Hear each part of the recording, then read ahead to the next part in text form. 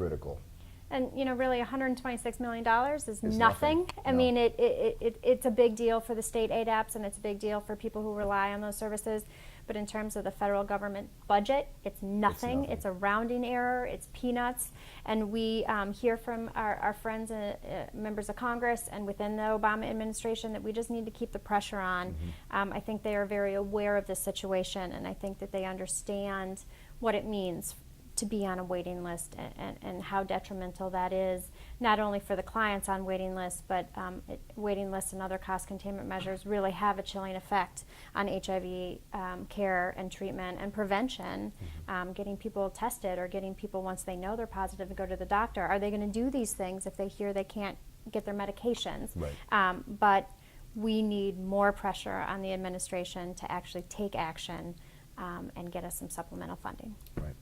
And lastly, policy's not sexy. I don't know about you, but I know that when I start talking about it, my husband's eyes kind of glaze over, and we are wonks. We definitely are. But policy is such an important part of HIV activism. Right. We fought so hard to get our place at the table, and now that we have our place, we need to be able to participate fully in the conversation. So what can we do to make policy a little bit more attractive?